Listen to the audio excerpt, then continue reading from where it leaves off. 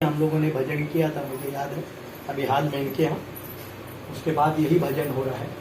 तो आज सभी भजन में जो विशेष रूप से आज उपस्थित हैं उन सबको मेरा स्वागत है। और भगवान का आज दिव्य संदेश भी हम लोग हर भजन में कोई ना कोई दिव्य संदेश जरूर लेते हैं, तो आज भी एक कोई दिव्य संदेश भगवान का नहीं, क्योंकि हम भगवान के प्रति शरणागत इसलिए हैं क्योंकि जिसमें बोलते हैं, भगवान कहते हैं पाप भीति दैव प्रीति और संग नीति।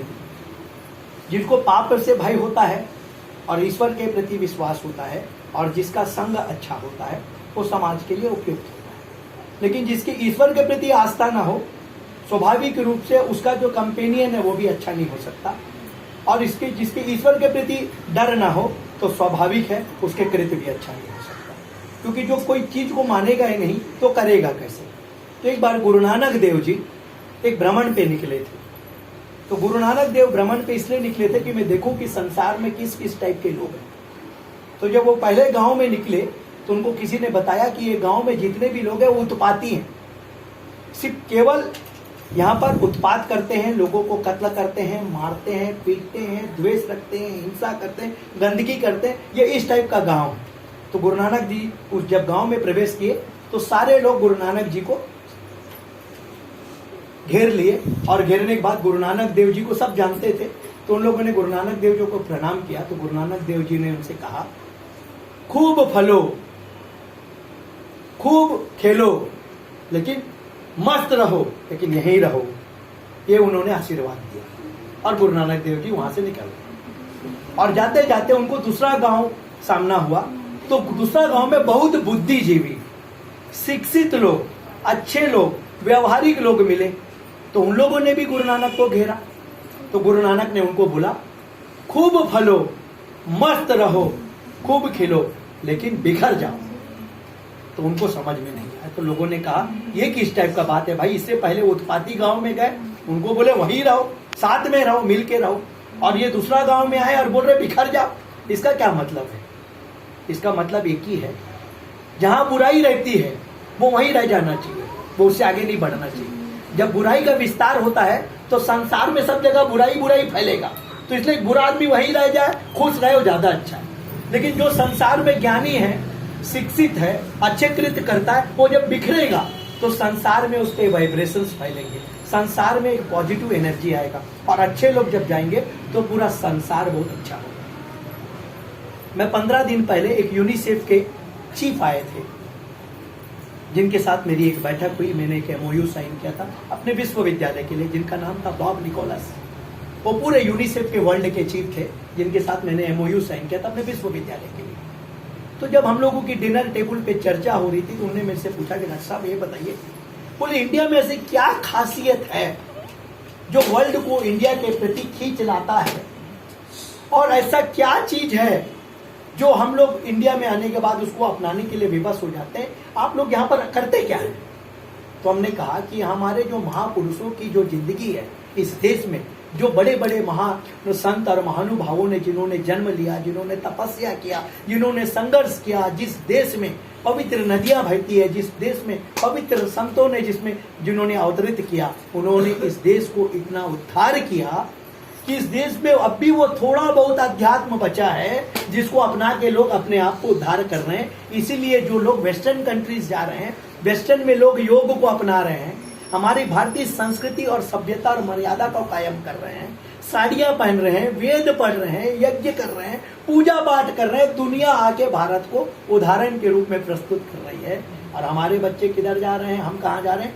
वेस्टर्न की ओर हम जा रहे हैं। हम लोग जा रहे हैं पब्स में, हमारे बच्चे जा रहे हैं बार्स में, हमारे समाज जो जा रही है वेस्टर्न डांसेस पे, डिस्कोस पे। तो कहने का तात्पर्य ये है, जो हमारी संस्कार नहीं रही, जो हमको विरासत में जो चीजें हमें नहीं मिली, उसको हम अपनाने की कोशिश में हैं। और भारत को जो ये महान विभूतियों के द्वारा जो भारत को मिला है, उसको दुनिया अपनाने के लिए अग्रसर है। आज पूरी दुनिया में आप क्या है भारत में विशेषता? भारत की एक ही विशेषता है कि भारत में लोग जो है कहीं ना कहीं भगवान के प्रति थोड़ी बहुत आस्था रखते हैं। लेकिन आस्था का मतलब ये नहीं है कि केवल नारियल फोड़ देना और अगरबत्ती जला देना या शिव की परिक्रमा कर देना। जब तक हम अपने मन, अपने विचार, अपने सद्बुद्धि, अपने कर्म, मनसा वाचा कर्मणा, जब तक हम इन तीनों को अपने जीवन में आत्मसार नहीं करेंगे तो जीवन में अध्यात्म का कोई मायने नहीं। हम लोगों ने अभी तक बहुत नाम स्मरण किया। कई लोग नाम स्मरण का वास्ता क्या है? नाम स्मरण को चैतन्य महाप्रभु जी ने चालू किया था। नाम स्मरण का अगर कोई जनक है वो चैतन्य महाप्रभु है। इन्होंने नाम संकीर्तन प्रारंभ किया कि नाम संकीर्तन के साथ हम ईश्वर को पहचाने, ईश्वर की अनुभूति को प्राप्त करें और ईश्वर में अपने आप को विलीन करें, तब चल के हम ईश्वर की को अनुग्रह का प्राप्त बनेंगे। तो ये नाम स्मरण का एक महत्व है। तो नाम स्मरण का मतलब ये नहीं है कि कोई सामने वाला गा दिया और पीछे वाला सिर्फ सुन रहा है, नहीं। नाम स्मरण तब होता है जब पहला वाला गाता है तो पीछे भी उसको जब दोहराता है, तो वो नाम स्मरण का वास्तविक उसका अर्थ है। इतने लोग हम बैठे, भजन हो रही, लेकिन भजन में अगर हम पीछे कोरस नहीं गाएंगे तो केवल गाने वाला ही ईश्वर की अनुभूति प्राप्त करेगा, ईश्वर में विलीन होगा, ईश्वर को अपनी प्रार्थना को अर्पित करेगा, लेकिन पीछे बैठे लोगों को उसका लाभ क्या मिलेगा? तो इसलिए नाम संकीर्तन हम लोग इसलिए करते हैं, मास में इसलिए करते हैं ताकि सारे लोगों को उसका जो तरंग है, उसके जो मिलने वाली जो एनर्जी है वो सबको मिले। यही नाम स्मरण का एकमात्र उद्देश्य है। तो इसीलिए मैं आज ज्यादा कुछ नहीं कहते हुए इतना ही कहूंगा कि हम लोगों की ईश्वर के प्रति जो भी आस्था है, हमारी जो भी संस्कार है, हमारा जो भी सद्भाव है, हमारा जो भी समर्पण है, लेकिन उसमें हमारा एक अटूट विश्वास होना बेहद जरूरी है। इसलिए हमेशा कहते हैं, तेलुगु में भगवान कहते हैं नमक में प्रधानम, नमक में प्रधानम। इसका मतलब क्या है कि जिसका विश्वास है वही सर्वोपरि है। तो विश्वास होना बेहद जरूरी है। केवल नाम मात्र के लिए अगर मैं जाऊंगा, मुझे शिरडी जाने की सोच है, मुझे तिरुपति जाने की सोच है, विश्वास नहीं है, तो मेरे लिए वो पर्यटन होगा, केवल मात्र पर्यटन होगा। लेकिन अगर मेरी विश्वास होगी तो वास्तव में शायद भगवान आप अपने समक्ष देख सकते हैं, भगवान को अपने समीप आप उसका दर्शन प्राप्त करते हो। स्वामी विवेकानंद को रामकृष्ण परमहंस जी ने सामने से काली को दिखाया। इसलिए दिखाया क्योंकि उनकी आस्था थी, उनका एक अटूट विश्वास था, भगवान के प्रति उनका समर्पण था। और वह विवेकानंद कितना बड़ा हस्ती बना, वो दुनिया का इतना महान हस्ती बना कि एक बार वो जब चिकागो गया, जब वर्ल्ड स्पिरिचुअल कॉन्फ्रेंस में जब स्वामी विवेकानंद भाषण दे रहे थे, तो उन्होंने कहा as all the rivers go and merge with an ocean, similarly all the religions also go and merge with one God. God is omniscient, omnipresent, omnipotent. He is in every heart, he is in every being. इसका मतलब क्या है कि ईश्वर सर्वव्यापी है, सभी जगह विराजमान है, सभी में समाहित है। लेकिन ईश्वर को जो मानेगा, जो विश्वास करेगा, वही ईश्वर को प्राप्त करेगा। ये स्वामी विवेकानंद ने कहा था। जब स्वामी विवेकानंद ने इस बात को कहा था, एक सुंदर सी स्त्री जो है उनके ऊपर मोहित हो गई। बोले क्या कद है इनका, क्या पर्सनैलिटी है, क्या सुंदर दिखता है। अगर इतना ज्ञानी व्यक्ति अगर मेरा पति हो जाएगा तो इनसे जो मेरा पुत्र जनेगा वो कितना और महाज्ञानी होगा। तो वो स्वामी विवेकानंद के पास बोलती है कि स्वामी मेरे को आपके प्रति मोह हो गया, मैं आपसे शादी करना चाहती हूँ। तो बोले क्यों? बोले अगर आपसे शादी करूंगी तो मेरा जो पुत्र होगा वो आपसे भी तेजस्वी होगा, महाज्ञानी होगा, महायोद्धा होगा, महाविद्वान होगा। तो बोले स्त्री आपका मैं सम्मान करता हूँ, क्यों ना तुम मुझे गोद ले लेती हो और मुझे अपने पुत्र के रूप में स्वीकार कर लेती हो, तो तुम मेरी माँ बन जाओगी, मैं तुम्हारा बेटा बन जाऊंगा। इस प्रकार के महत्वपूर्ण विचार स्वामी विवेकानंद में होता था। इसलिए नरेंद्र नाथ बनर्जी स्वामी विवेकानंद बने। उन्होंने जब श्रीलंका में, कोलंबो में जब अपना इंग्लिश लिटरेचर में जो उन्होंने ऑनर्स किया, उनका भाई भारत देश का प्रथम IAS अधिकारी था, डॉक्टर सुरेंद्र नाथ बनर्जी। तो ये महानुभावों से हमको ये सारी चीजें सीखने को मिलता है। तो यही चीजों को जब हम जीवन में आत्मसात करेंगे तब चल के हम लोग अपने जीवन को उद्धार करेंगे। तो आज भगवान का यही संदेश आपको देना चाहता हूँ। आज आप लोग सब आए, भगवान का प्रसाद भी ग्रहण करके जाइए। आज इत्तेफाक से मेरा शादी की सालगिरह भी है, तो एक भजन भी हुआ और आप लोग सब लोग आए, इसके लिए बहुत बहुत धन्यवाद के पात्र है। मैं तो चाहता हूँ अन्नपूर्णा में और भी लोगों के यहाँ भजन सुने चाहिए।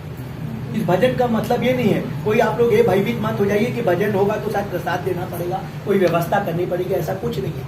वो आदमी की श्रद्धा है। हमारे भजन में केवल आरती और विभूत ही प्रसाद होता है, बाकी कुछ नहीं होता। तो इसीलिए कोई भी भजन कराना चाहे तो कराए। शनिवार इतवार को जब हम लोगों की उपलब्धता रहती है।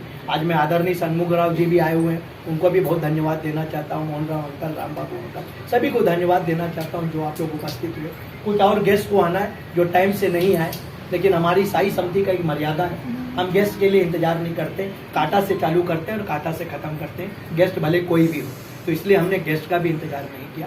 आने के लिए बहुत सारे गेस्ट हैं, लेकिन हम अब आरती की ओर आगे बढ़ेंगे।